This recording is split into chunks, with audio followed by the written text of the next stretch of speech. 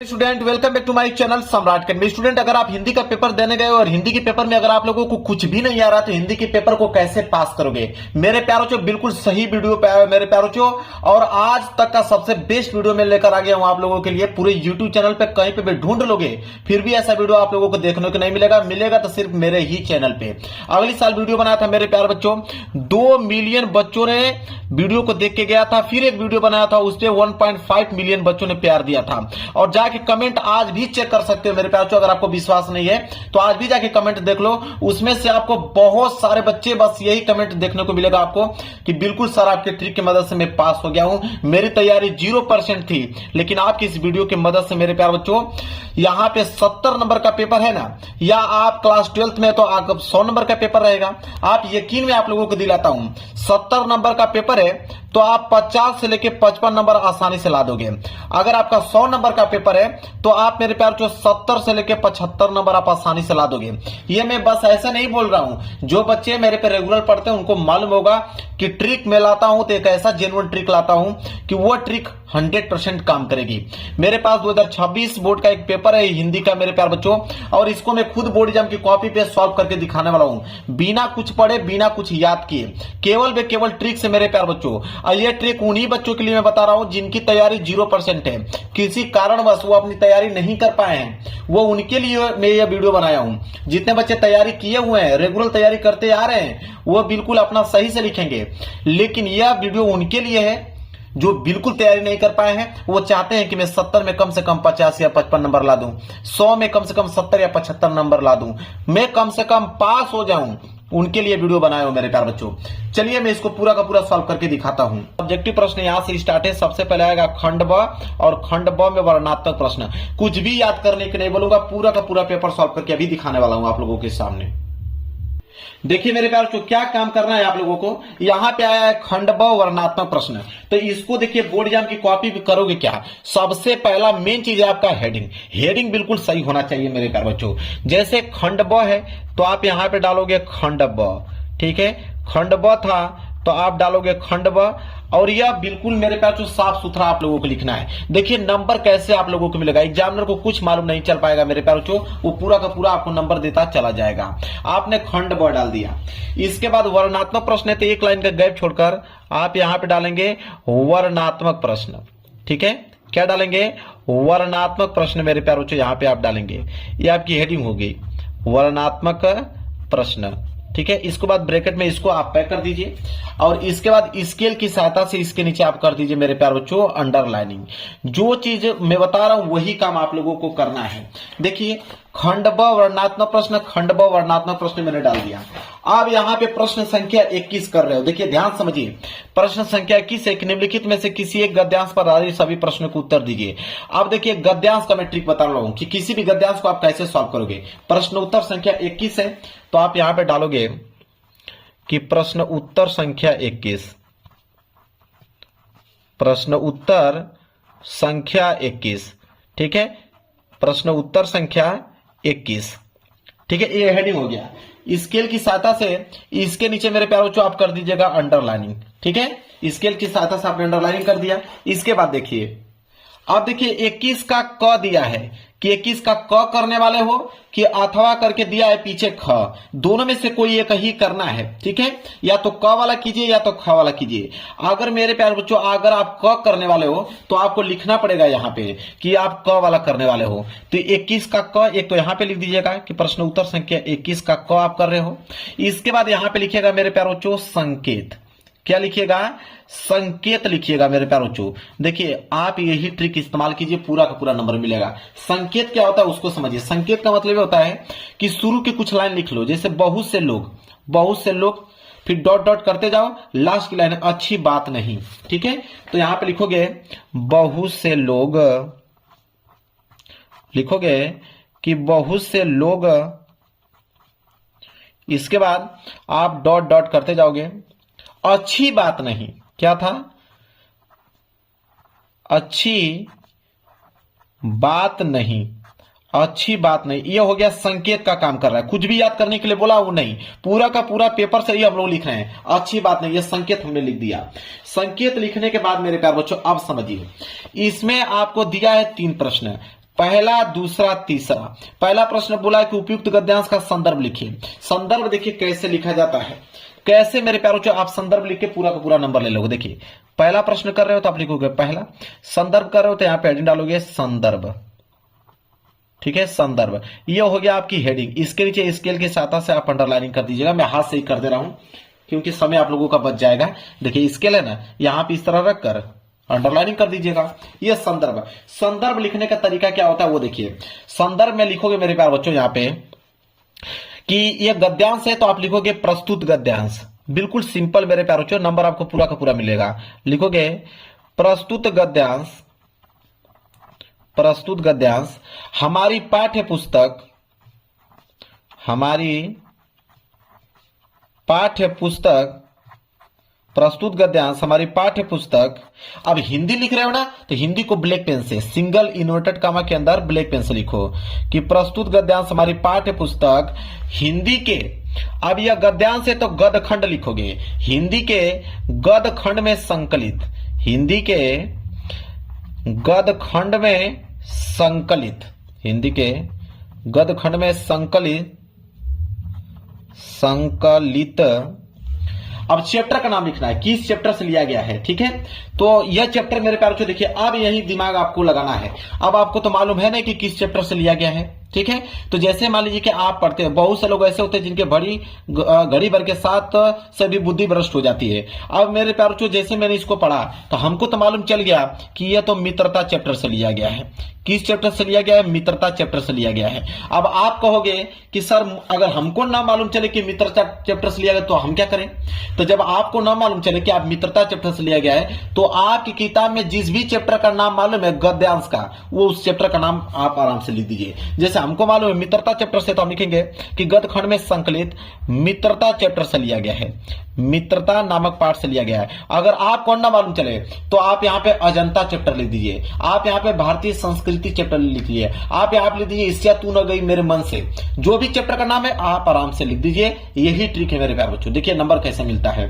तो प्रस्तुत गद्यांश हमारी पाठ्य पुस्तक हिंदी के गदखंड में संकलित मित्रता नामक पाठ से लिया गया है, मित्रता नामक पाठ से लिया गया है, नामक पाठ से लिया गया है, लिया गया है, जिसके लेखक, ठीक है, जिसके लेखक। अब लेखक की बात आया तो हमको तो मालूम है कि मित्रता चैप्टर को आचार्य रामचंद्र शुक्ल जी लिखे हैं, तो लिखेंगे जिसके लेखक आचार्य रामचंद्र शुक्ल जी हैं, आचार्य रामचंद्र शुक्ल हैं, आचार्य रामचंद्र शुक्ल जी हैं। अगर आपको ना मालूम चले तो आप कौन सा ट्रिक लगाओगे अभी बताता हूं।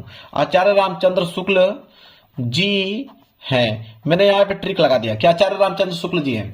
अगर आपको ना मालूम चले तो यहाँ पे डॉक्टर राजेंद्र प्रसाद लिख लीजिए, आप यहाँ पे जयशंकर प्रसाद लिख लीजिए, यहाँ पे आप बिहारी लाल जी लिख लीजिए, जिसका भी नाम है आप लिख सकते हैं, कोई दिक्कत नहीं है। यह संदर्भ आपका कंप्लीट हो गया, ठीक है। यह संदर्भ मेरे प्यारे बच्चों कंप्लीट हो गया आप लोगों का। इसके बाद अगर हम बात करें अगले प्रश्न, देखो दूसरा प्रश्न है कि गद्यांश के रेखांकित अंश की व्याख्या कीजिए। कोई दिक्कत नहीं है, एक लाइन का गैप छोड़िए, यहां पे दूसरा हेडिंग डालिए रेखांकित अंश की व्याख्या। तो वहां पे हेडिंग डालेंगे आप रेखांकित अंश की व्याख्या। चलिए डालते हैं रेखांकित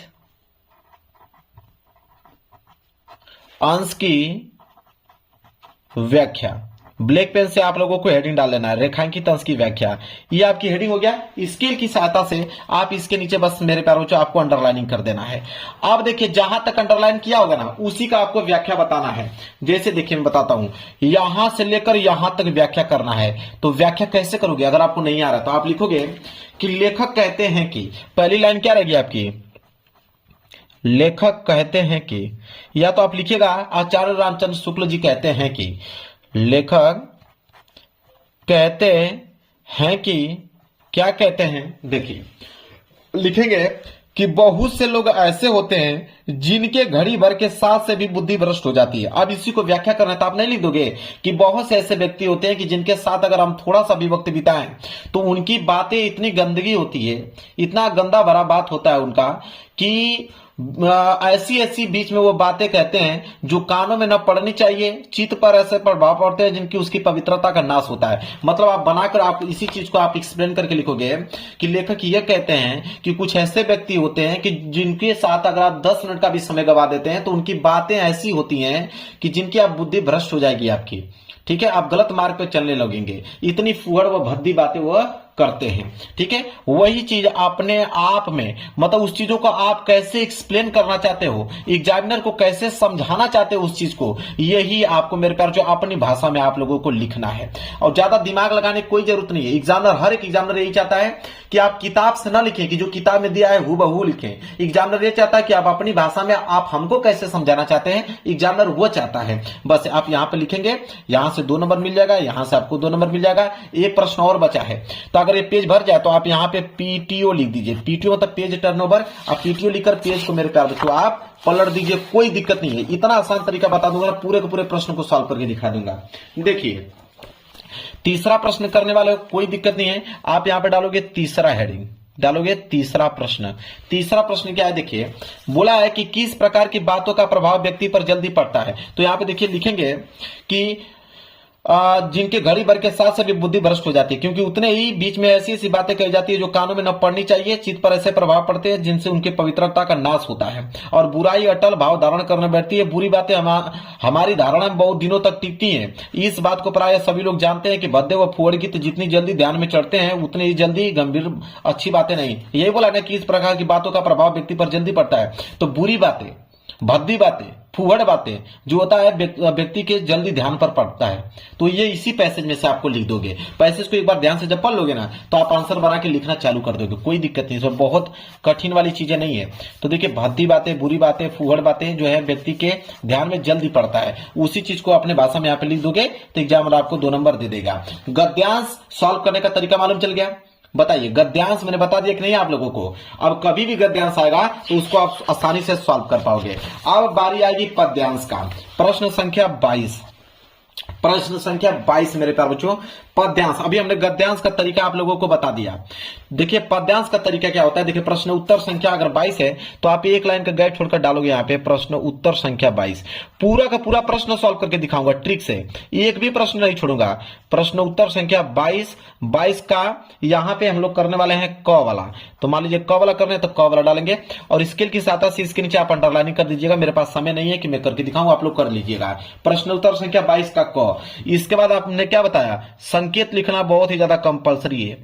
संकेत आपको लिखना ही है, ठीक है। संकेत कैसे लिखना मैंने आपको शुरू में ही बता दिया कि शुरू की कुछ लाइन डॉट डॉट करते जाओ, लास्ट की कुछ लाइन आपको लिख देना है, ठीक है। शुरू की कुछ लाइन डॉट डॉट करते जाना है, लास्ट की कुछ लाइन लिख देना है। ये संकेत का काम करेगा। अभी मैंने गद्यांश में बताया। अब यहाँ पे पद्यांश है, इसमें भी बोला है या तो क वाला करने वाले हो, क वाला नहीं आ रहा है तो अथवा करके दिया है ख वाला, ठीक है। दोनों में से कोई एक ही करना है। मैं क वाला करके आपको ट्रिक बता रहा हूं, आपका मन करे तो ख वाला में भी ये ट्रिक आप लगा सकते हो। क वाला है, 3 प्रश्न है, पहला दूसरा तीसरा। पहला कि उपयुक्त गद्यांश का संदर्भ लिखिए।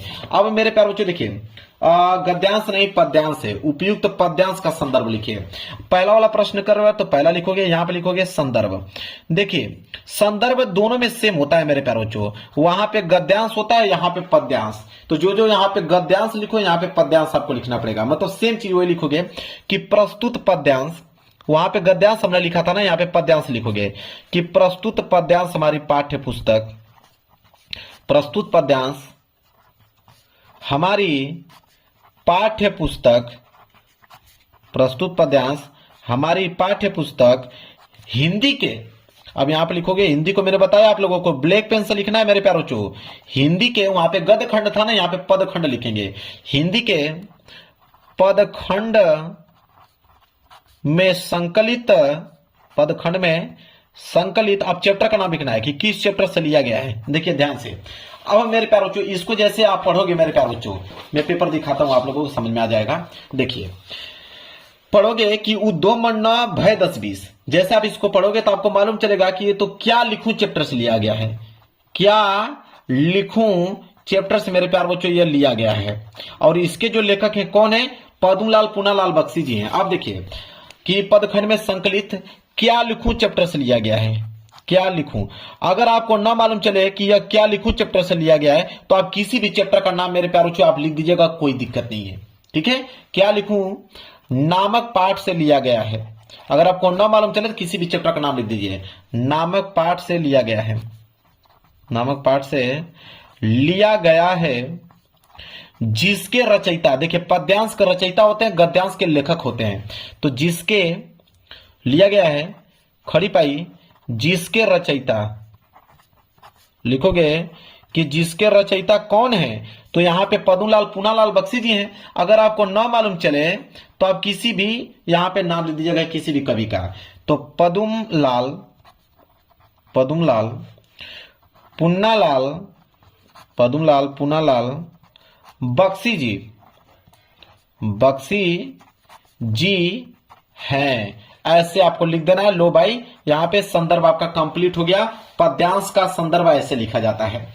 इसके बाद इसके नीचे दूसरा प्रश्न है, तो आप लिखोगे दूसरा प्रश्न पढ़ लेना। बोला है कि गोपियां उद्धव द्वारा बताए गए ब्रह्मा ईश्वर की आराधना में स्वयं को असमर्थ क्यों बताती हैं। तो जब इसको पढ़ोगे मेरे प्यारे तो आपको समझ में आ जाएगा। अपने से बनाकर आपको लिखना है। रेखांकित अंश की व्याख्या कीजिए कि तुम तो सखा श्याम सुंदर के सकल जोग के ईश, सुर हमारे नंदन बिनु और नहीं जगदीश। इसको मेरे प्यारे अपने भाषा में आपको एक्सप्लेन करके कुछ ना कुछ जोड़कर उनके बारे में आपको बताना है। नंबर आपको 100% पूरे मिलेंगे, बस आप लिखिए तो सही। ठीक है, तो जब इसको दूसरे वाला आंसर को यहाँ पे कंप्लीट कर देंगे, पेज भर जाए, कोई दिक्कत नहीं है। तीसरे वाले आंसर को यहाँ पे लिख दीजिएगा, नंबर मिल जाएगा। तो गद्यांश और पद्यांश दोनों का ट्रिक मैंने बता दिया कि नहीं, चलिए कोई दिक्कत नहीं होना चाहिए। अब मेरे प्यारों जो यहाँ पे आइए, प्रश्न संख्या 23 है कि संस्कृत का गद्यांश आ गया। ठीक है, तो संस्कृत का गद्यांश और संस्कृत का पद्यांश भी आएगा। प्रश्न संख्या 24। तो प्रश्न संख्या 23 है संस्कृत का गद्यांश, जो कि 5 नंबर के लिए पूछता है। दो ही चीज इसमें कॉमन होता है मेरे प्यारों। ठीक है, एक आता है आपका संदर्भ लिखने के लिए, एक आता है इसका हिंदी अनुवाद लिखने के लिए। तो मेरे प्यारों वही काम करना है आपको, संदर्भ और हिंदी अनुवाद। तो मैं आपको बता देता हूं, सबसे पहले आप डालोगे प्रश्न उत्तर संख्या 23 का क। ठीक है, मैं यहीं पे बता देता हूं, आप समझ लीजिएगा, आप लिख लोगे। मैं ट्रिक बता देता हूं। जैसे आप क्या लिखोगे कि प्रश्न उत्तर संख्या 23 है, 23 का क करने वाले हो तो 23 का क, यही मैंने बताया। इसके बाद मैंने बताया कि संकेत लिखना बहुत काफी कंपलसरी है। आप संकेत कैसे लिखा जाता है, शुरू के कुछ लाइन डॉट डॉट करते हुए लास्ट की कुछ लाइन, संकेत का काम करेगा। इसमें तो दो ही चीज लिखना है, एक आपका संदर्भ, एक हिंदी अनुवाद। संकेत लिखने के बाद उसके नीचे एडिंग डालोगे आप संदर्भ इसका बहुत आसान होता है मेरे प्यारों। इसका संदर्भ बिल्कुल आसान होता है। ठीक है, इसका संदर्भ मेरे प्यारों बिल्कुल आसान होता है। कैसे लिखना है मैं आपको बताता हूं, देखिए। चलिए मैं इस पे लिख के दिखा देता हूं। अगर इसका संस्कृत के गद्यांश का अगर आपको संदर्भ लिखना है, तो संस्कृत के गद्यांश का संदर्भ कैसे लिखा जाता है समझिए, बहुत आसान होता है। इसमें आप लिखोगे कि प्रस्तुत गद्यांश, लिखोगे कि प्रस्तुत गद्यांश हमारी पाठ्य पुस्तक, बिल्कुल आसान होता है मेरे प्यारों। हमारी पाठ्य पुस्तक हिंदी के, अब हिंदी को मैंने बताया कि ब्लैक पेन से आपको लिखना है, बार बार नहीं बताऊंगा, हिंदी को ब्लैक पेन से लिखना है। ठीक है, तो प्रस्तुत गद्यांश हमारी पाठ्य पुस्तक हिंदी के अब संस्कृत खंड, क्योंकि यह संस्कृत खंड है, तो लिखोगे संस्कृत खंड में संकलित, संस्कृत खंड में संकलित। अब चैप्टर का नाम लिख देना है। जैसे मुझे मालूम है कि यह देशभक्त चंद्रशेखर पाठ से लिया गया है, तो हम लिख दूंगा यहां पे कि देशभक्त चंद्रशेखर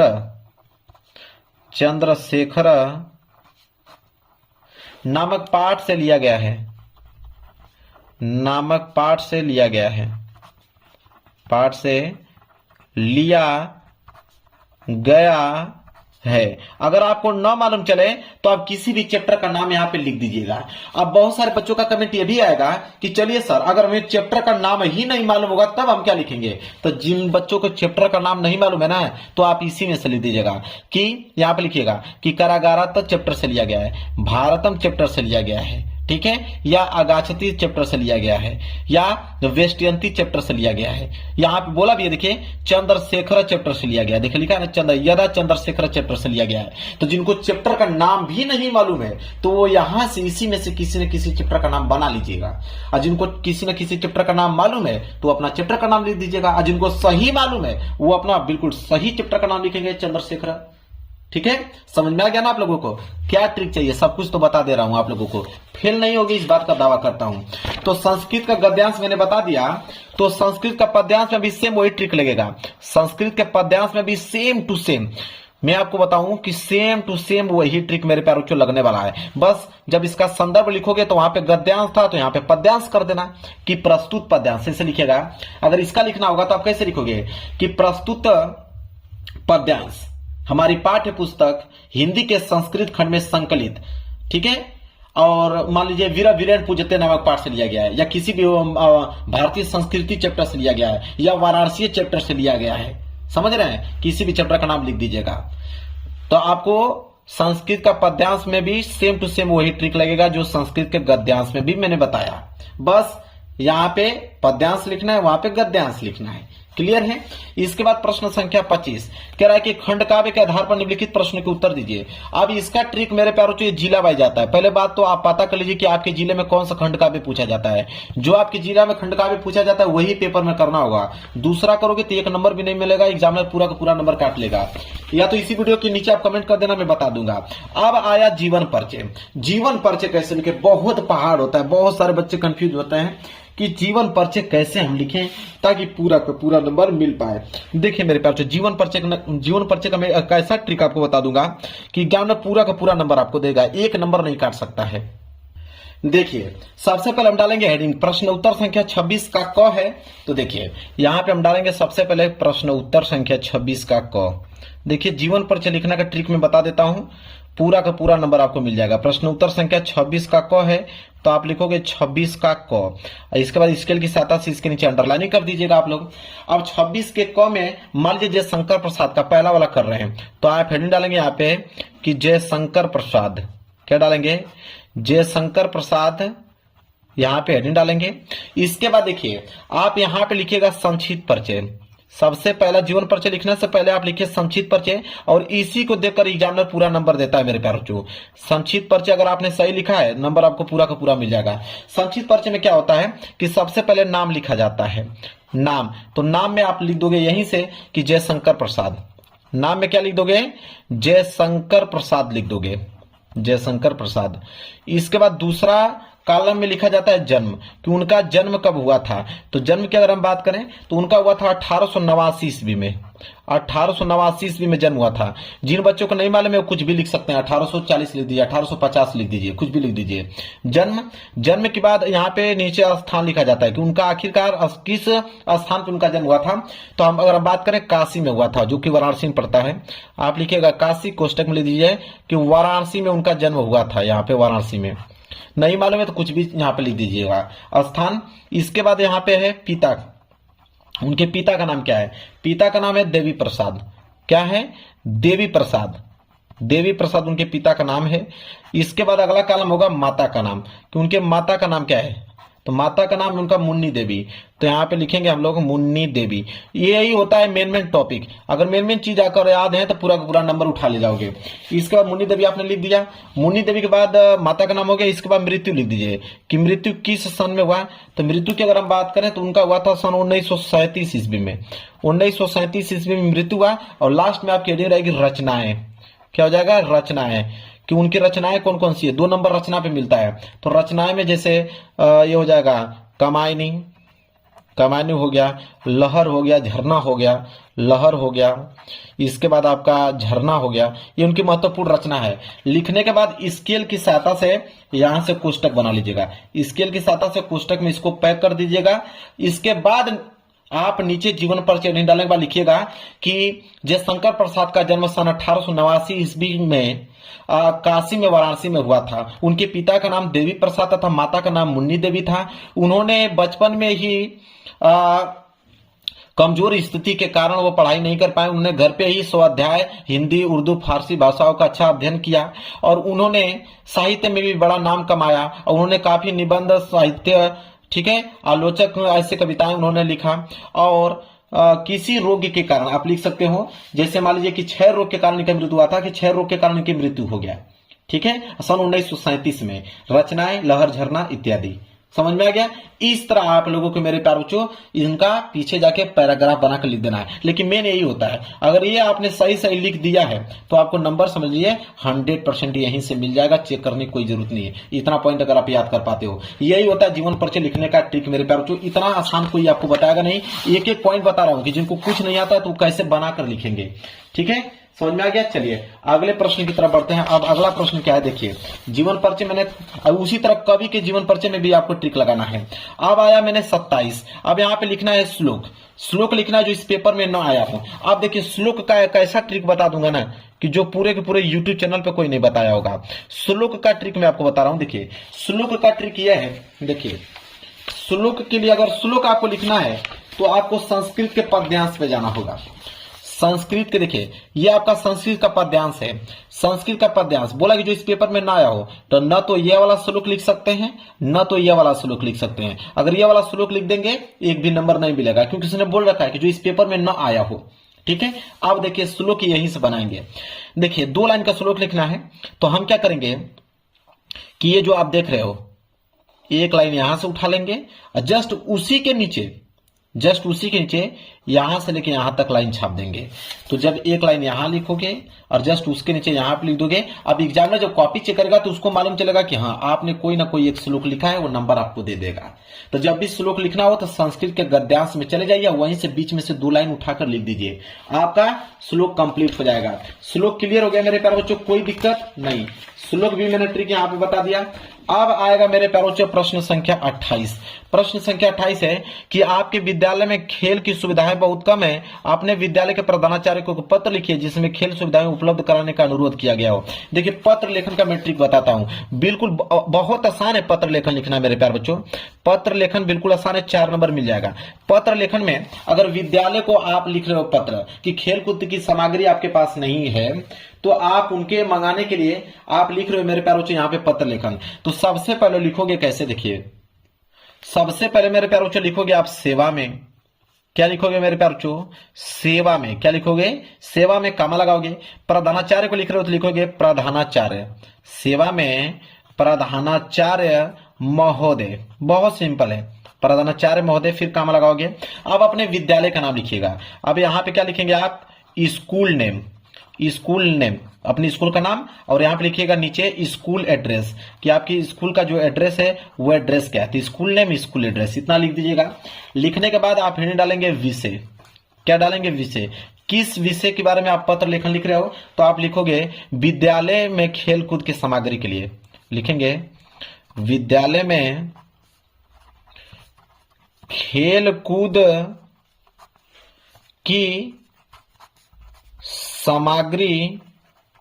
सामग्री की ओर, खेलकूद की सामग्री की ओर ध्यान दिलाने हेतु यह हम क्या लिख रहे हैं, विषय। अब मेरे प्यारों इतना हो गया। फिर आप लिखोगे यहां पे महोदय, लिखोगे महोदय, बहुत सिंपल है मेरे प्यारों, महोदय। इसके बाद कामा लगाओगे, फिर नीचे लिखोगे सविनय निवेदन है कि, लिखोगे सविनय निवेदन है कि, सविनय निवेदन है कि। अब यहां पे पूरा का पूरा कहानी लिख दीजिए। सविनय निवेदन है कि मैं आपके विद्यालय के कक्षा 10वीं का छात्र हूं और मैं आपका ध्यान अपने विद्यालय में खेलकूद की सामग्री की ओर दिलाना चाहता हूं, ठीक है। क्योंकि मेरे स्कूल में खेल संबंधित कोई भी सामान नहीं है, इसलिए हमारे जो छात्र हैं, ठीक है, वो अच्छे से खेल नहीं खेल पाते हैं, और जब भी खेल प्रतियोगिता होता है तो उसमें वह क्या होते हैं, विफल हो जाते हैं, ठीक है। आपसे अनुरोध करता हूं कि खेल की सारी सामग्रियां उपलब्ध कराएं ताकि हमारे स्कूल टॉपर हो पाए और हर एक खेल प्रतियोगिता में प्रथम स्थान प्राप्त कर पाए, ताकि आपके भी स्कूल का नाम रोशन हो पाए। यहां पर लिख दीजिएगा सर धन्यवाद, आपका आज्ञाकारी शिष्य क ख ग।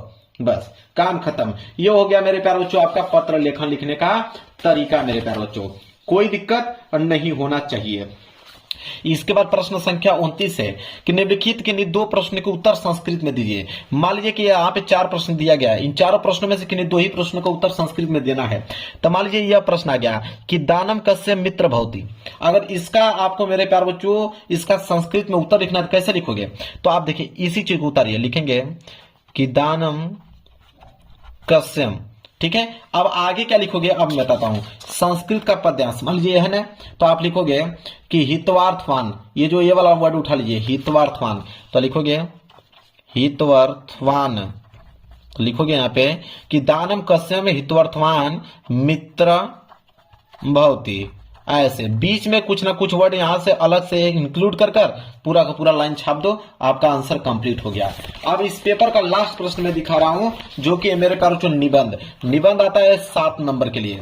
यहां पे आपके पास 5 ऑप्शन है, 5 ऑप्शन में से किसी एक विषय पर निबंध लिखना है। तो निबंध लिखने का ट्रिक आप समझ लो कि निबंध अगर आपको नहीं आ रहा है तो ये काम करना कि जब भी निबंध लिख रहे हो इतना ध्यान रखना कि 5 से लेकर 6 हेडिंग उसमें होना चाहिए।